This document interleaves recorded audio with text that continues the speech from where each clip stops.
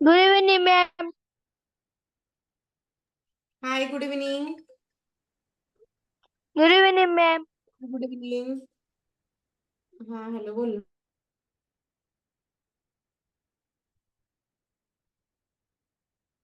Hey, good evening, ma'am. Good evening, ma'am. Good evening, ma'am.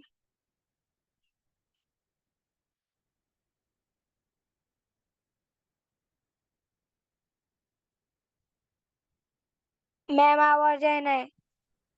हा, एक minute. हा, phone चालू आहे. जॉईन होतात बाकीची मुलं.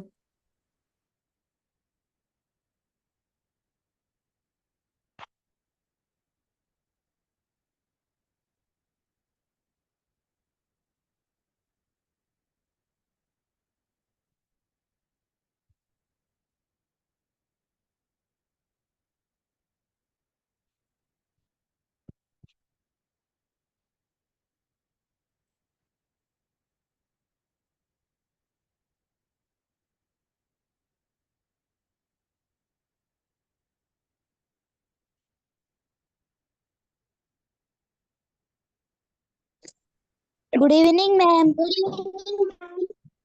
Good evening, ma'am. Good evening, ma'am.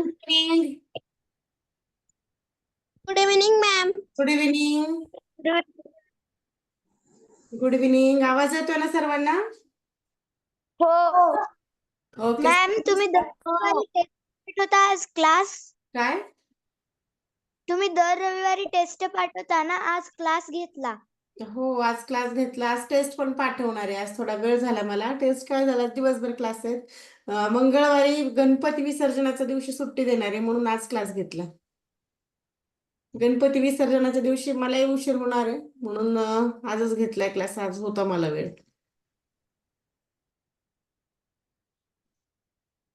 Taste तुम्हाला आज किंवा उद्या पाठवली जाईल. बरं, चला आपण होते मॅम. काल कुठपर्यंत आलो होतो? बेरीज, वजाबाकी, गुणाकार, व्यस्त आपण काल शिकलो होतो. हो आज काय आहे, पुढचा मुद्दे काय आहे तो पाहून घेऊयात. सर्व मुद्दे आपले क्लिअर करायचे राहिलेत. हा, गुणाकार व्यस्त कोणाला समजलं नव्हतं? काल होतं की मला मेसेज आलं होतं हे गुणाकार व्यस्त समजलं नाही. चला, गुणाकार व्यस्त वाल्यांना आलेत का सर्वजण? पृथ्वीराज काल नव्हता. पृथ्वीराजचा एक प्रश्न होता, तो एक राहिला. त्याने ग्रुपवरती पाठवलेला होता, ते पण राहिले. आज असेल तर घेऊयात त्याचे प्रश्न. काही प्रश्न हे ते समक्ष व्यवस्थित क्लिअर केले तर ते व्यवस्थित समजतात. लिहून नाही म्हणजे लिहून पाठवले तरी समजत नाही, असेही काही प्रश्न असतात. बरं, पहा आता.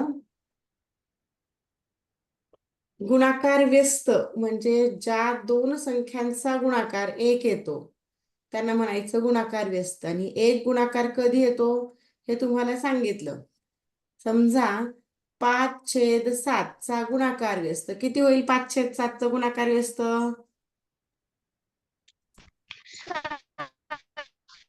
7/5. फक्त अंश आणि छेदाची काय करायची? बदली करायची. यांची बदली केली की जमतं.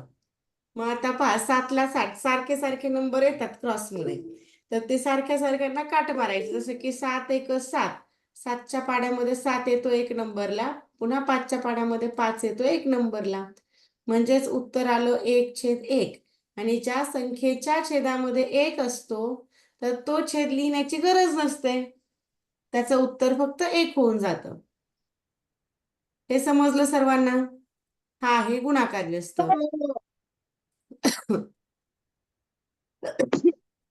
18/5 चा गुणाकार व्यस्त सांगा. 5/8. ओके, समजलं. 25 चा गुणाकार व्यस्त 5/8. सांगा. 25 चा गुणाकार व्यस्त सांगा. 1/25 1/25. ज्याला छेद दिलेला नसतो त्यांना छेद कोण असतो? 1. त्याचा एक. छेद 1 घ्यायचा आणि 1/25 असं उलट लिहिला की मग हा 25×1 = 25. पुन्हा एकदा 1/1 म्हणजेच 1. हे उत्तर मिळून जातं. बरं, आता जिथपर्यंत झालंय तिथपर्यंत कोणाला काही डाऊट आहे का?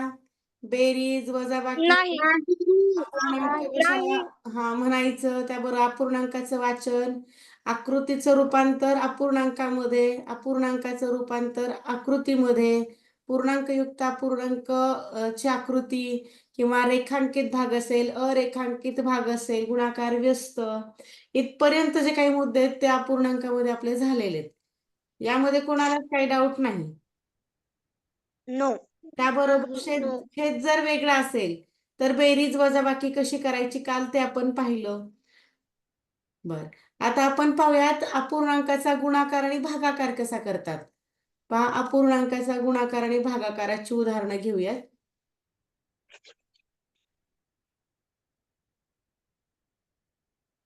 एक मिनिट, आज हा पेन चालत नाही, दुसरा घेते, पेन नाही दिसणार, फक्त डॉट दिसेल.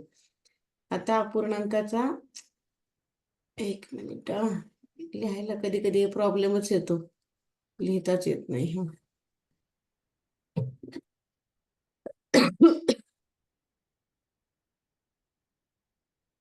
अपूर्णांकाचा गुणाकार पाहून घेऊ. मामा येतो. ओके, सांगा मग. 3/4 गुणिले 8/5 किती मग सोडून पाहतो. आठवा. किती झालं?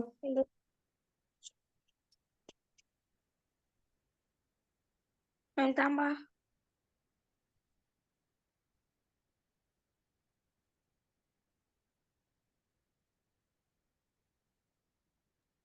आज बहुतेक बऱ्याच जणांना असं झालं की क्लास नाही म्हणून ते आलेच नाहीत बरेच जण.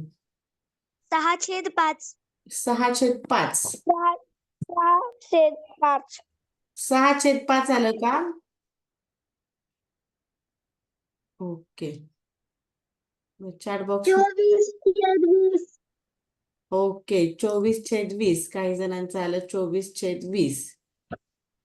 बर, आता नेमकं कोणाचं उत्तर बरोबर का दोघांचंही उत्तर बरोबर हे आपण पाहू. आता अपूर्णांक गुणाकार हा दोन पद्धतीने केला जातो. अंशांचा गुणाकार आणि छेदाचा गुणाकार असा मांडला आणि संक्षिप्त रूप केलं तरीही चालतं. आता ही पहिली पद्धत पहा. 3 x 8 अंशांचा गुणाकार आहे 4 x 5. 3 x 8 3 8 24 होतो. 4 x 5 हा 20 झाला. 4×5 20. आता याचं संक्षिप्त रूप होऊ शकतं का ते पाहायचं. संक्षिप्त रूप म्हणजे या दोनही संख्या एकाच पाड्यात येतील का? हो. का कोणाच्या पाड्यात येतात एकाच पाड्यामध्ये? 4 4. बरोबर आहे. 4 × 24 आणि 4×5 20. 4 × 24 आणि 4×5 20. म्हणजेच उत्तर झालं 6/5. म्हणजे ज्यांनी उत्तर 24/20 दिलं त्यांचंही उत्तर अगदी बरोबर आहे. आणि ज्यांनी सांगितलं की 6/5 आहे तर त्यांचंही उत्तर बरोबर आहे. या दोनही किमती सारख्या आहेत. यांना म्हणायचं सममूल्य अपूर्णांक. हे 24/20 जेवढे आहेत तेवढेच आहेत 6/5 म्हणजे लाईक फ्रॅक्शन आहेत. हे आहेत सममूल्य.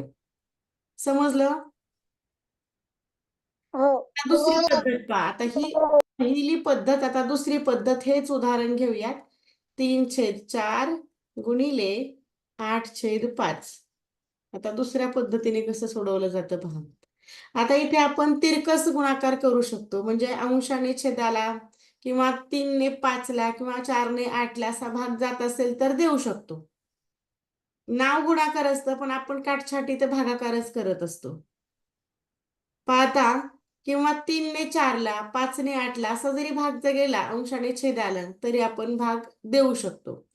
जसं की आता 4च्या पाड्यामध्ये 3 नाही येते पण हा 8 येतो. मग असं करू शकतो आपण 4×1 4 4×2 8. यांना काट मारली, डोक्यावरती लिहिलं. आता 3च्या पाड्यामध्ये तर काही 5 येत नाही आणि 5च्या पाड्यामध्ये आता इकडे काही हा 1 तर आहे असाच गुणाकार येणार आहे. म्हणजे आपण इथे अंशांचा पुन्हा गुणाकार करायचा. 3 आणि 2 यांचा गुणाकार करा. 3 × 2 आणि 1 × 5.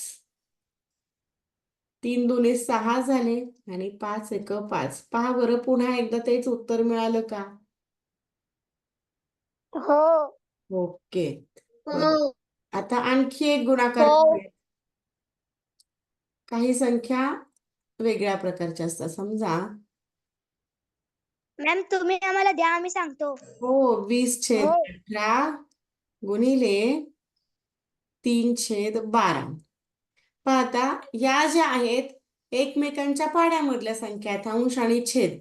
मग आता तुम्हाला असं वाटलं की 20 आणि 18ला भाग द्यायचा आहे तरी चालतं. 3 आणि 12 यांना भाग देऊन करायचं आणि मग संक्षिप्त रूप करायचं तरी चालतं. किंवा काही मुलं डायरेक्ट 20 गुणिले 3 60 करतील आणि 18 गुणिले 72 करतील तर तो सुद्धा गुणाकार चालणार आहे. आता इथे 20 आणि 18 एकाच पाड्यामध्ये मिळतात. कोणाच्या पाड्यात मिळतात? दोनच्या. बरोबर. 2 10 जार 20 आणि 2 9 जार 18. आता इथं हा 3 आणि 12 कोणत्या एकाच पाड्यामध्ये मिळतात? तीनच्या. बरोबर. 3 एक 3 3 चौक 12. आता अंशांचा गुणाकार 10 गुणिले 1 आणि 9 गुणिले 4.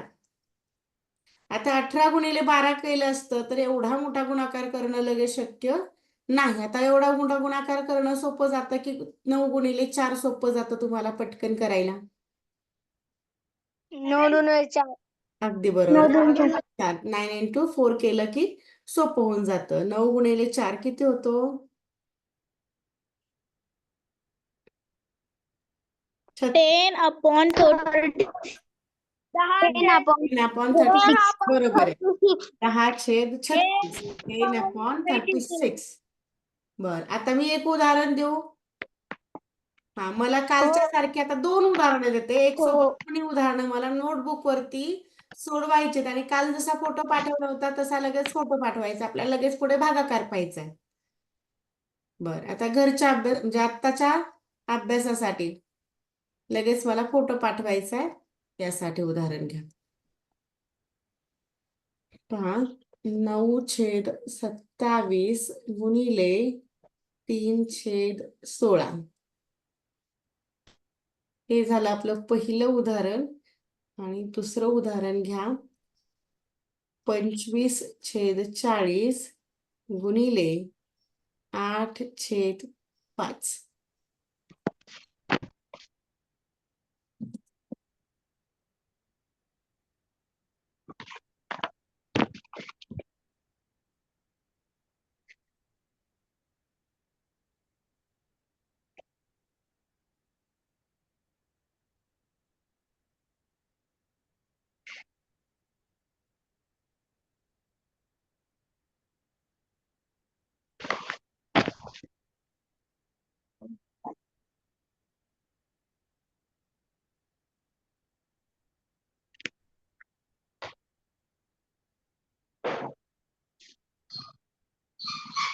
चला उत्तर येऊ द्या.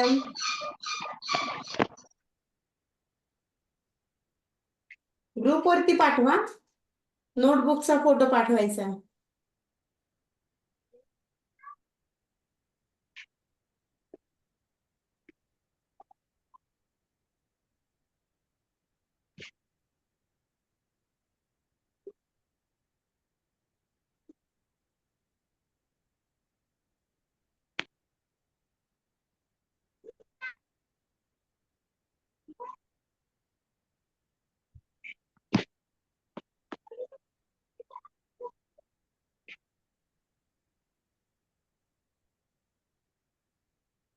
एक जणाचं तर आलं. रेवतीचं उत्तर आलं. अरे कट झालं रेवती.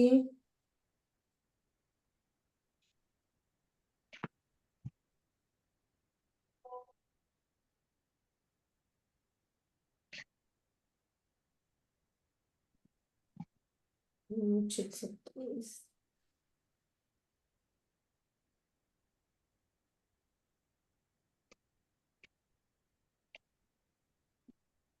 हा एकच उदाहरण पाठवलं रेवतीला. आम्हाला थोडा टाइम द्या. Okay okay okay.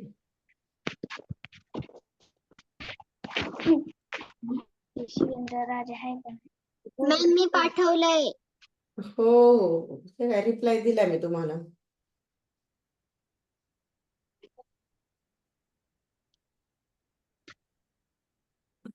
रिप्लाय दिलेली योग्य असेल तर रिप्लाय दिला मी लगेच.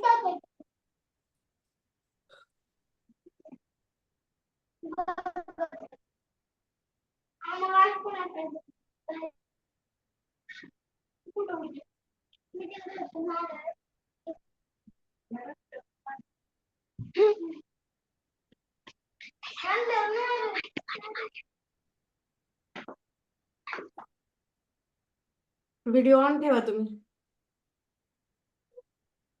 ओके, उन्नतीचं आलं, मुग्धाचं आलं.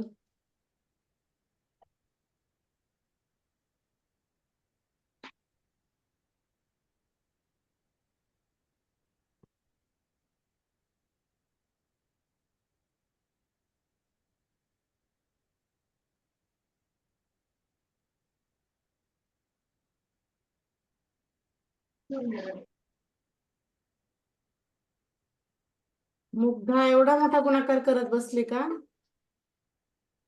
हो. ओके, सोप्या पद्धतीकडे मॅम जाईल. माझे पाढे पाठ आहेत. ओके, छान.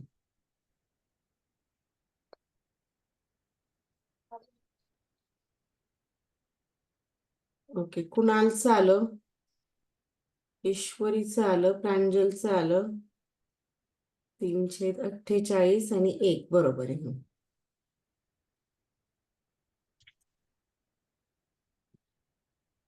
ओके, चला पटापट येऊ द्या. एवढा वेळ लागतो का? प्रांजल, एवढा वेळ घेतला आणि एवढं शॉर्टकट केलं का?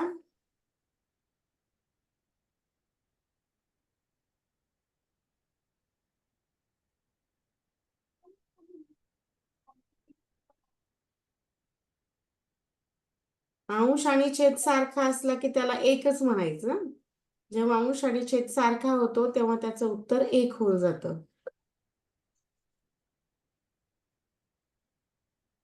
ओके, आलं. शिवेंद्र राजेंचं पण आलंय.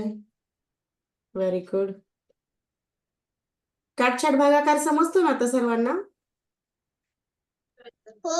आले, आता बऱ्याच जणांची आलेली आहेत उदाहरणं. जमलं तुम्हाला? ज्यांना नाही समजलं त्यांनी लक्ष द्या. पहा, ज्यांना नाही समजलं, पहा, 3 एक 3, 3 नवे 27, पुन्हा 9 एक 9, 9 एक 9 असंही होऊ शकतं. म्हणजे आता झाले किती? 1 गुणिले 1, 1/16. आणि तुम्ही सोडवलेली पद्धत, आता ही पद्धत एक झाली. किंवा आपण यालाच आता दुसऱ्या पद्धतीने घेऊयात. तेच उदाहरण आता काही मुलांनी कसं सोडवलं पहा. आता हाच 9/27 आहे आणि 3/16 आहे. तर मग काहींनी या प्रकारे केलं. 9 एक 9, 9 त्रिक 27.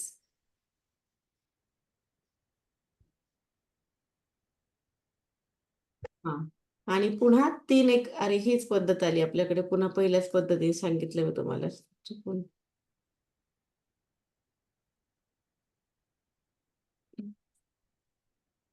लिहिण्यात मिस्टेक झाली.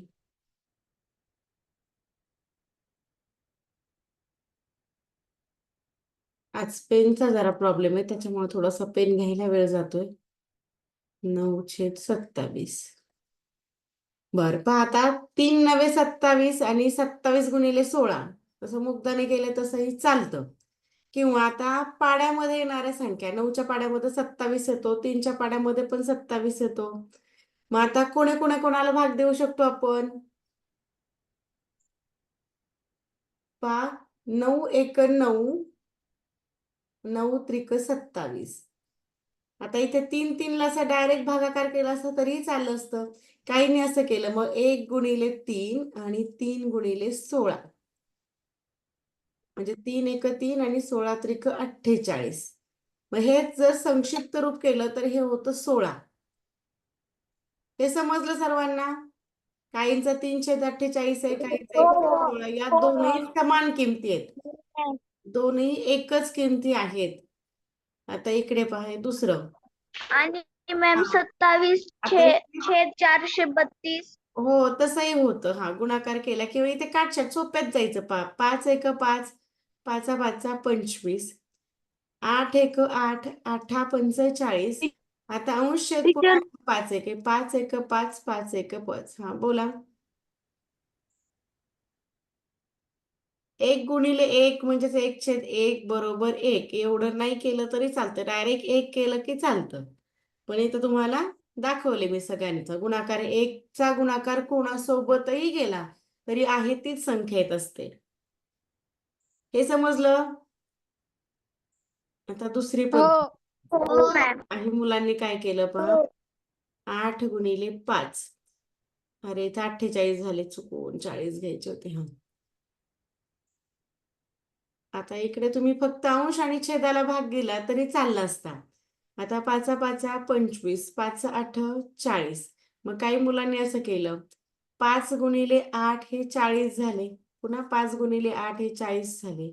40 छेद 40 म्हणजेच 1. जेव्हा अंश छेद समान होतं तेव्हा उत्तर 1 येतं. ओके, सर्वांना क्लिअर झालं हे? हो गुणाकार समजला? भागाकार घेऊ आता.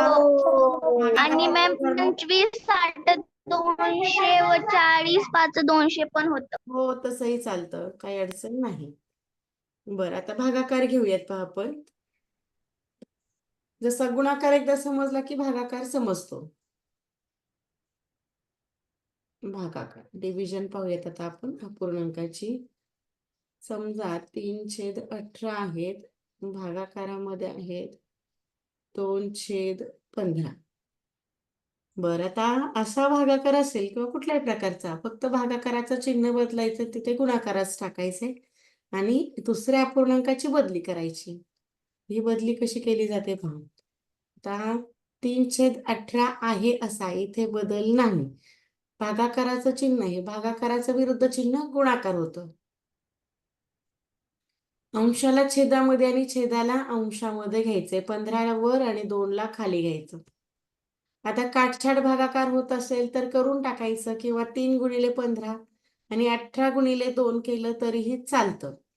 तुम्हाला जे सोपं वाटेल ते. 3 गुणिले 15 या पद्धतीने केलं तरीही चालेल. 18 गुणिले 2 अंशाचा छेदाचा गुणाकार करा किंवा काटछाट जिथे होते तिथे करू शकता. तर 18 आणि 15 यांची काटछाट होते. 3च्या पाड्यामध्ये दोघंही येतात किंवा इथे असं लिहून नंतर काटछाट केली तरीही चालतं. आता 3 ने भाग जातो म्हणून असं करू शकतो आपण.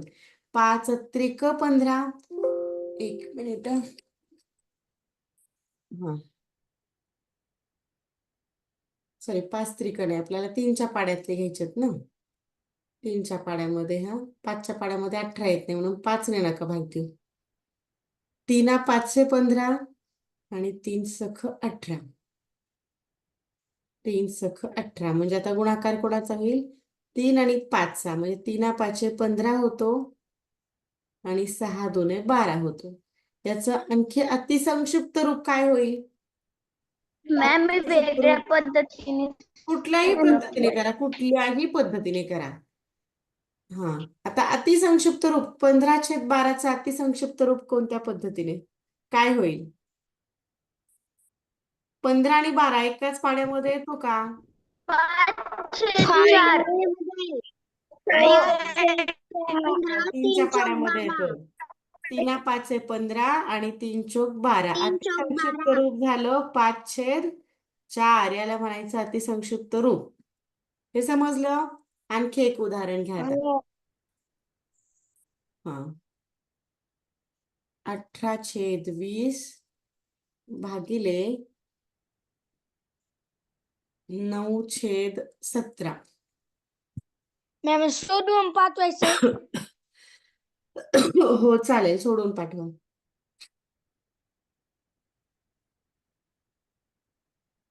पटकन पाठवा फक्त.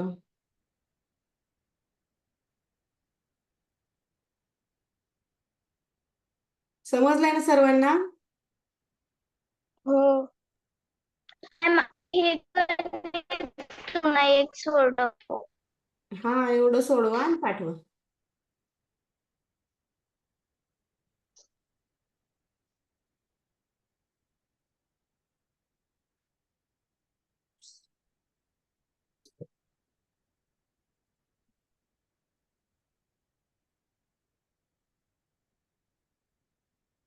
काय होतं चॅट बॉक्स मध्ये उत्तरं देण्यापेक्षा तुमची सोडवण्याची पद्धत इथे पाहिली जाते नोटबुक वरती व्यवस्थित.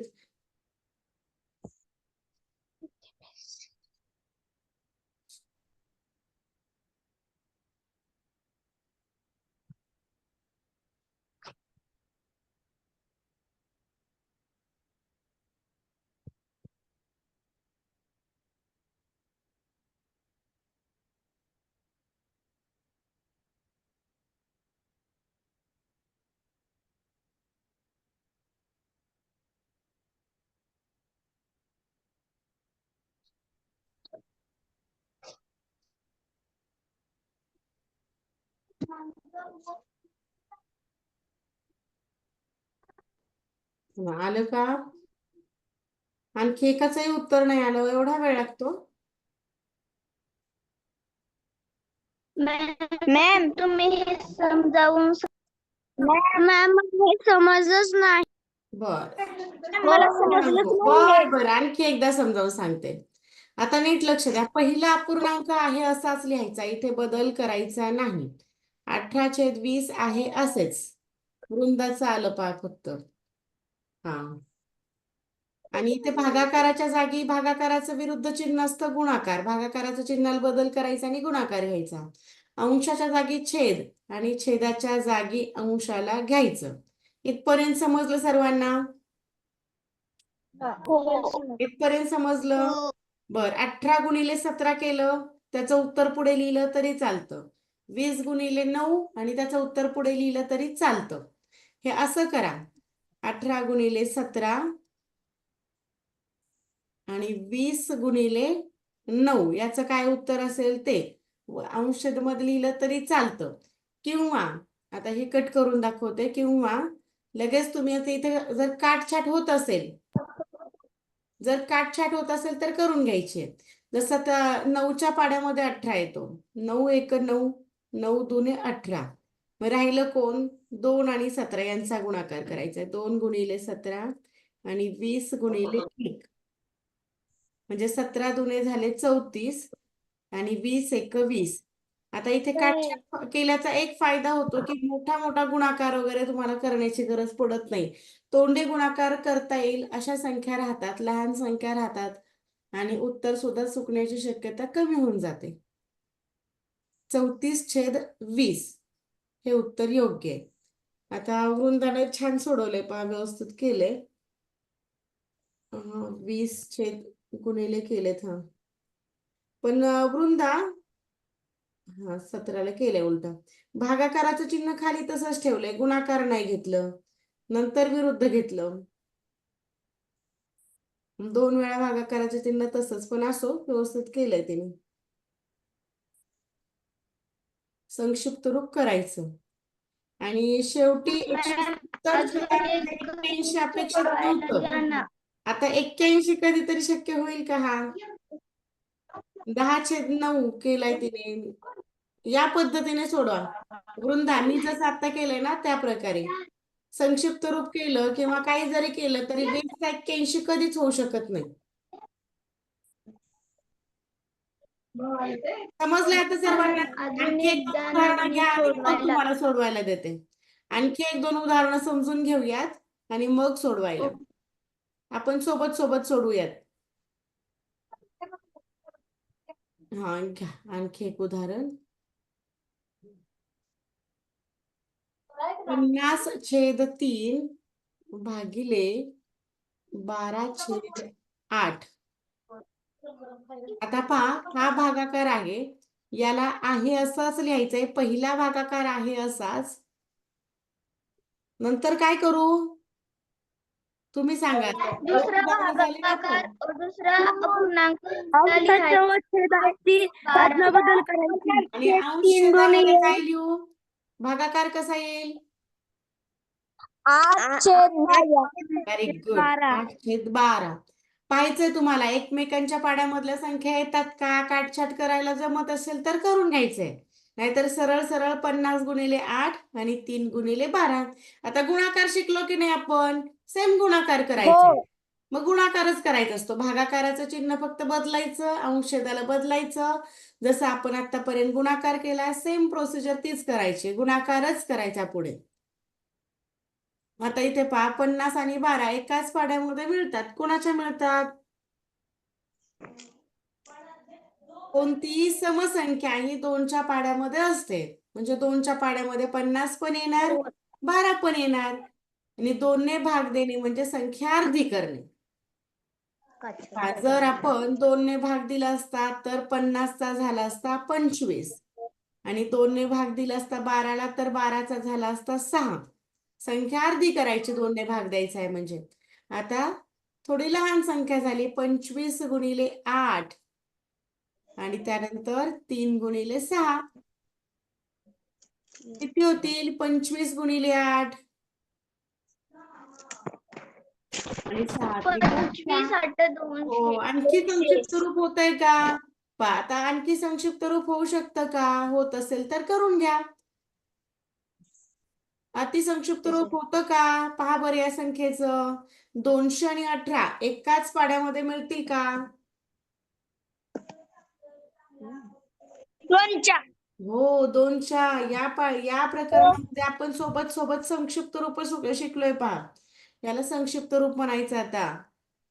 पहा बेक बे हा शून्य आहे असा, शून्य आहे असा. 2ने भाग देणे म्हणजे संख्या अर्धी करणं. आणि 2 अर्धे होतात 9. झालं 2 9 18. म्हणजे याचं अतिसंक्षिप्त रूप झालं 100/9.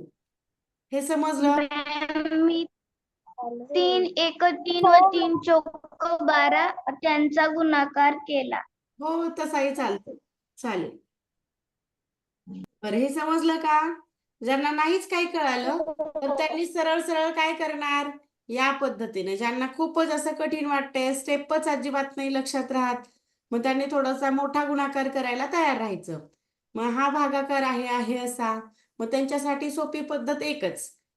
50 छेदामध्ये 3 भागाकाराचे विरुद्ध चिन्ह गुणाकार, त्यानंतर 8/12 आणि त्यानंतर ते करणार आहेत अंशांचा गुणाकार आणि छेदाचा गुणाकार 3/12. पहा आता 50 आणि 8चा गुणाकार होतो 40. पुढचा शून्य आहे असा म्हणजे यांचा गुणाकार 400 आणि 12 त्रिक 36. हे त्यांचं उत्तर. आता हे 400 मॅम मी ग्रुपवर पाठवलं आहे. 200/18 आणि 100/9 हे सर्व अपूर्णांक सममूल्य आहेत. आता याचं आपण संक्षिप्त रूप होतंय का ते करून पाहूयात. पहा संक्षिप्त रूप करून घेऊया. हा कोणाच्या पाड्यामध्ये येतील? 400 आणि 36. मॅम मी ग्रुपवर फोटो काढून पाठवला आहे. ओके ओके ओके पाहते मी. 4च्या पाड्यामध्ये येतं पहा. 4 1 4 पुढचे शून्य आहे असे उचलायचे, डोक्यावरती ठेवून द्यायचे आणि 4 9 36. पहा पुन्हा एकदा आपलं अतिसंक्षिप्त रूप मिळालं 100/9. हे समजलं? मॅम आम्ही 2 भाग दिलाय. हो चालेल. 2ने दिला तरी चालतो. पुन्हा एकदा 2ने द्या मग. 2ने दिला की पुन्हा एकदा 200/18 मिळाला असेल. मग पुन्हा एकदा 2ने दिला की 100/9 मिळतं. हे समजलं सर्वांना? आज गुणाकार आणि भागाकारवरचा होमवर्क दिला तर जमेल सर्वांना?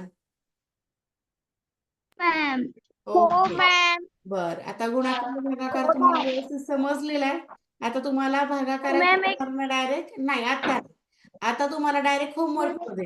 आता फक्त शेवटची 5 मिनिटं राहिलीत. बरं आता आपण बेरीज वजाबाकी गुणाकार भागाकार शिकलो. आता आपल्याला पाहायचंय व्यवहारी अपूर्णांकाचे 3 प्रकार असतात. इम्प्रॉपर फ्रॅक्शन म्हणतो. यामध्ये आपल्याला 3 प्रकार पाहावे लागतात. अंशाधिक मध्ये मॅम मला माहिती. हा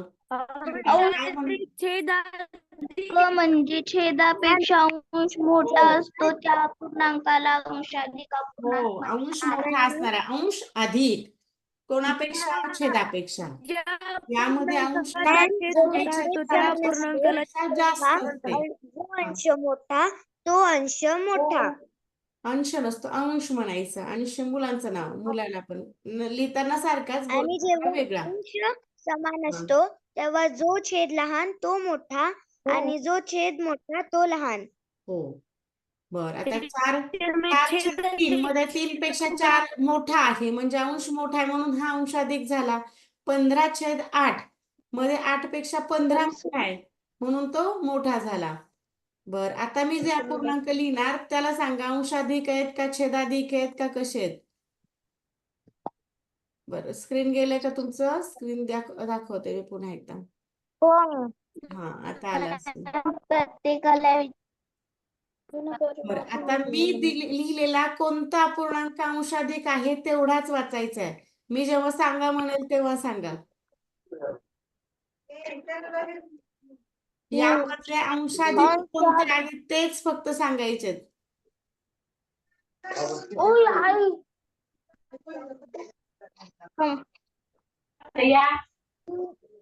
3/2 आणि 3/2 आणि 21/10.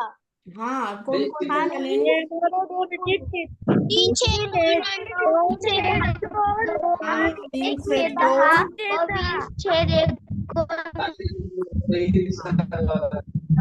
आणि 20/19. यांना काय म्हणायचं? अंशाधिक.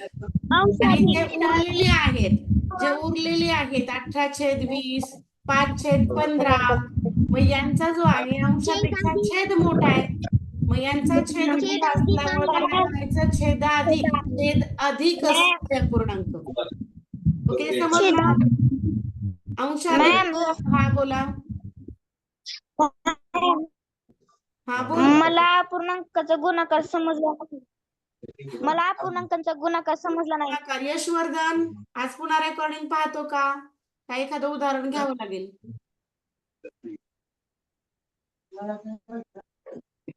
लक्ष न, आज उशिरा जॉईन झाला ना यशवर्धन? का उशीर झाला होता जॉईन करायला?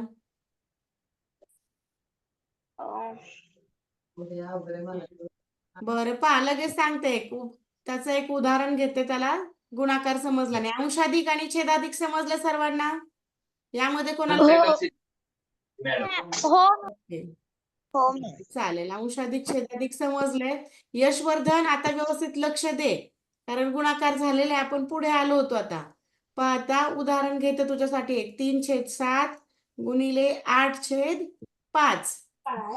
इथे फक्त अंशाचा गुणाकार करायचा, म्हणजे याचा 8चा आणि 3चा गुणाकार होणार आहे, 7चा आणि 5चा गुणाकार होणार आहे. 3×8 = 24 आणि 7×5 का बरं, यामध्ये काही कठीण वाटतंय का तुला? हे समजलं का? आता समजलंय का यशवर्धन? हो मॅम, समजलं. बरं, आणखी एक उदाहरण. आता इथे भाग जाणार नव्हतं म्हणून आपण सरळ सरळ केला. आता इथे सरळ सरळ पेक्षा आपण तिरकस जर भागाकार होत असेल तर तो सुद्धा करून आपण करू शकतो. एखादं उदाहरण त्या प्रकारचं घेऊयात. 20/15 गुणिले 3/18. आता या उदाहरणामध्ये पहा, आपण आता जर काटछाट होत असेल तर ती करून घेऊ शकतो. 20 गुणिले 3 आणि 15 गुणिले 18 केलं, सरळ सरळ गुणाकार लिहिला तरी तो सुद्धा चालतो, तो पण बरोबर आहे. असाही करू शकतो. 20 आणि 18 2च्या पाड्यात येतात, 2च्या. अरे, एक मिनिट.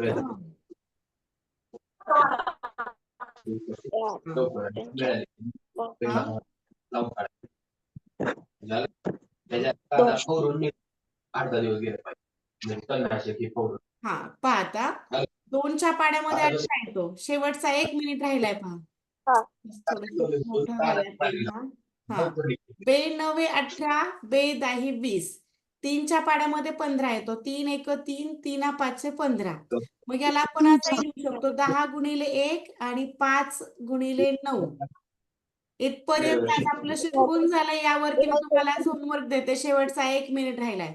5×9 = 25. आता समजलंय का यशवर्धन? ओके. हो मॅम, ओके, बरं. उद्या आपण पूर्णांकयुक्त अपूर्णांकांची बेरीज वजाबाकी पाहूयात. पूर्णांक